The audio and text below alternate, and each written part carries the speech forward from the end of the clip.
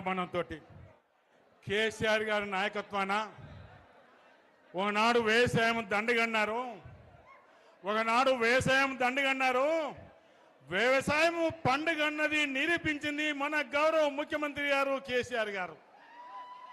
కేసీఆర్ గారి నాయకత్వాన కాళేశ్వరం ప్రాజెక్టు కట్టి రాష్ట్రంలో 40 లక్షల ఎకరాలకు నీరు అందించడానికి ఏది కృషి చేసిన మహోన్నత వ్యక్తి కేసీఆర్ అనే మాట కూడా గుర్తుపెట్టుకోవాలి.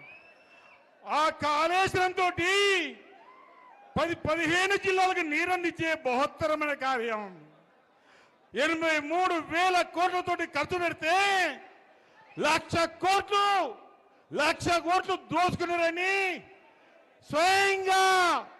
స్వయంగా రేవంత్ రెడ్డి గారు మాట్లాడుతుందంటే ఆయనకైనా అవగాహన ఉందా, బుద్ధి లేదా? ప్రజలకు గుణపాఠం చెప్పాలి. దాన్ని రిపేర్ చేయలేదు.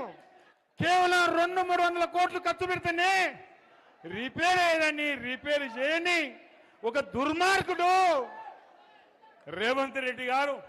ఆనాడు బ్రహ్మాండంగా పంటలు పండినాయి, పుష్కలంగా పంటలు పండినాయి. ఏదైతే ఎల్లంపల్లి ప్రాజెక్టు ఆనాడు మొదలు పెట్టాం. కేసీఆర్ గారు ముఖ్యమంత్రి అయిన తర్వాత, ముఖ్యమంత్రి దృష్టికి తీసుకుపోయిన తర్వాత మేఘాల మీద ఎల్లంపల్లి ప్రాజెక్టు, లో లెవెల్ బ్రిడ్జి, రాయపట్నం బ్రిడ్జి పూర్తి చేసుకొని కేసీఆర్ గారి నాయకత్వాన, ముఖ్యమంత్రి కేసీఆర్ నాయకత్వాన 2015లో బ్రహ్మాండంగా గూడెం లిఫ్ట్ ఓపెన్ చేసుకొని 30,000 ఎకరాలకు నీరు అందించిన ఘనత అది కేసీఆర్ గారు దక్కింది. మరొక మాట అంటున్నారు ముఖ్యమంత్రి రేవంత్ రెడ్డి గారు, ఎల్లంపల్లి మేం కట్టినాము, ఎల్లంపల్లి మేం కట్టామంటే మరొకసారి చెప్తున్నా, రేవంత్ రెడ్డి ఎల్లంపల్లి నీకు సంబంధం లేదు, ఎల్లంపల్లి నీకు సంబంధం లేదు. ఆనాడు ఎల్లంపల్లి ప్రతిపాదించింది దివాకర్ రావు, చేసింది వైఎస్ఆర్ అయితే ప్రారంభించింది కేసీఆర్ గారు. నీకు ఎల్లంపల్లి విషయంలో మాట్లాడే హక్కు అర్హత రేవంత్ రెడ్డికి లేదనే మాట కూడా చెప్పడం జరుగుతుంది. మరి ఈ సందర్భంలో మీకు తెలుసు కేటీఆర్ ఎందుకు వచ్చారో. ఆనాడు ఇక్కడ అక్కడ దోపిడీ జరుగుతుంది. 10 కిలోలు వరిధాన్యం దోసుకున్న కార్యక్రమంలో బస్తకు 10 రూపాయలు అడుగుతున్న సందర్భంలో, ఇవి లిఫ్ట్ చేయని సందర్భంలో ఆ రైతులు అర్ధరాత్రి పంట కడుగుపోతే ఆనాడు పెద్ద వర్షానికి తలదార్చుకుంటే గోడగూలి 4 రైతులు చనిపోయారు. ఈ విషయం బాగా అర్థం చేసుకోండి. ఉట్టిన మేమంతా రావడం జరిగింది, పెద్దలు జీవన్ రెడ్డి గారు రావడం జరిగింది. ఏదైతే అతి దగ్గరలో కలెక్టర్ గారి ఆఫీసు 18 కిలోమీటర్లు మేము ఫోన్ చేయడం జరిగింది. కలెక్టర్ గారు రాలేదు.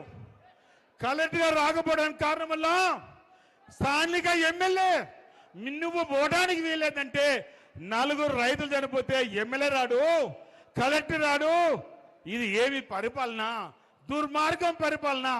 ఆ దుర్మార్గ పరిపాలనకు ఉదయం 11 నుంచి 5 దాకా మేముంటే కలెక్టర్ గారికి ఫోన్ చేయడం జరిగింది. జీవన్ రెడ్డి గారు మేము మాట్లాడినాం. కలెక్టర్ గారు, మీరు ప్రభుత్వ కలెక్టర్ కాదు, మీరు కాంగ్రెస్ పార్టీ సంబంధిత కలెక్టర్ గారు. 4 చనిపోతే మీరు రాలేదంటే అసలు ఈ ప్రభుత్వానికి మీకు ఏమన్నా ప్రేమ అభిమానం ఉన్న మాట కూడా చెప్పడం జరిగింది. అప్పటికప్పుడే మేము కేటీఆర్ గారికి ఫోన్ చేయడం జరిగింది. జీవన్ రెడ్డి గారు మేము ఒక మంచి ఆలోచనతో కేసీఆర్ గారి నాయకత్వాన రైతుల్ని ఆదుకుంటాము, ఒక్కొక్కరికి 5 లక్షలు అని చెప్పడం జరిగి ఇవ్వడం వచ్చారు. మేము ప్రభుత్వం డిమాండ్ చేయడం జరిగింది. ఒక్కొక్క రైతుకు 50 లక్షలు ఇవ్వాలంటే కలెక్టర్ గారు మాటిచ్చారు, జేసీ గారు మాటిచ్చారు. ఇంకా 3 మాసాలు దాటినా అతి లేదు గతి లేదంటే ఈ ప్రభుత్వానికి చిత్తశుద్ధి ఉందా? ఈ ముఖ్యమంత్రి గారి చిత్తశుద్ధి ఉందా? అదే కేసీఆర్ గారు ముఖ్యమంత్రి ఉండి ఉంటే, అదే కేసీఆర్ గారు ముఖ్యమంత్రి ఉండి ఉంటే ఆగ మేఘాల మీద రైతుల్ని ఆదుకునే వ్యక్తి కేసీఆర్ గారు. అవునా కాదనే సంగతి ఇలా ప్రజానికని చెప్పచ్చు. దయచేసి ఈరోజు మీరందరూ వచ్చిందంటే నేను కేటీఆర్ గారికి మనవి చేస్తున్నా, కేటీఆర్ గారికి చేతి తోడిచ్చి మనవి చేస్తున్నా. 2.5 సంవత్సరాల కాలంలో మా కార్యకర్తలు ఆ గోస ఇంత అంత కాదు, అంటే ఆ అంటే జైలులో పెట్టారు. 34 రోజులు జైల్లో ఉన్నారు. వందల మంది మీద కేసులు, గంజాయి బ్యాచ్, డబ్బులు విపరీతంగా.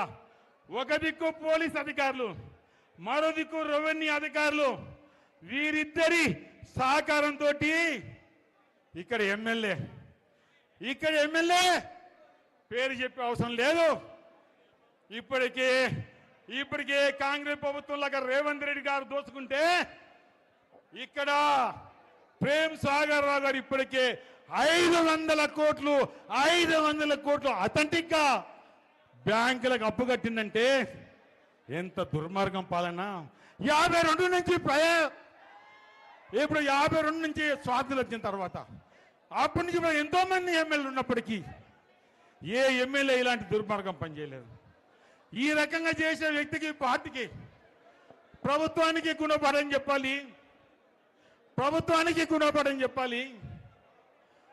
రేవంత్ రెడ్డి గారికి గుణపడని చెప్పాలి. మళ్ళీ ఈరోజు రైతాంగం కోరుకుంటున్నారు, మళ్ళీ రావాలి, కేసీఆర్ గారు రావాలి అనే రైతాంగం కోరుకుంటున్నారు. ఈ సందర్భంలో మొక్కవోని ధైర్యంగా నిరంతరం కేటీఆర్ గారి మీద, మన బీఆర్ఎస్ నాయకుల మీద ఏ రకంగా కాంగ్రెస్ పార్టీ దుష్ప్రాసం, అడుగడుగున అడ్డంకులు, అడుగడుగున అరెస్టులు చేస్తామంటే ఏమంటున్నాడు మన యువ నాయకుడు కేటీఆర్ గారు? ఏది చేసినా భయపడలేదు, జైల్లో పెట్టినా భయపడలేదు. మేము ఆనాడు ఒక్కడే బయలుదేరి తెలంగాణ తెచ్చిన కేసీఆర్ గారి బిడ్డగా నేను ముందున్నా అనే మాటలు కేటీఆర్ గారు వింటుంటే మేమంతా మీకు అండగా ఉన్నాం. కేటీఆర్ గారు, మేమంతా మీకు అండగా ఉన్నాం. ఈ తెలంగాణ గడ్డ మీద పుట్టిన ప్రతి బిడ్డ మీకు అండగా ఉంది. ముందుకెళ్ళండి. జైల్లో పెట్టినా భయపడలేదు, ఏదైనా భయపడలేదు. మళ్ళీ కేసీఆర్ పాలన రావాలి అనే ఆలోచన ఉన్నారు. ఈ సందర్భంలో పెద్ద ఎత్తున వర్షంలో కూడా మీరు అందరు వచ్చారంటే మరొకసారి మీకు జోడించి మీ అందరికీ నా పాదాభివందనాలు.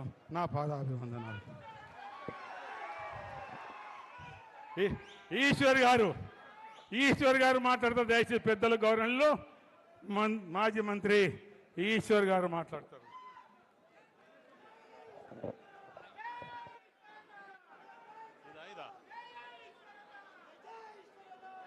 ఈరోజు లక్షెట్పేట పట్టణంలో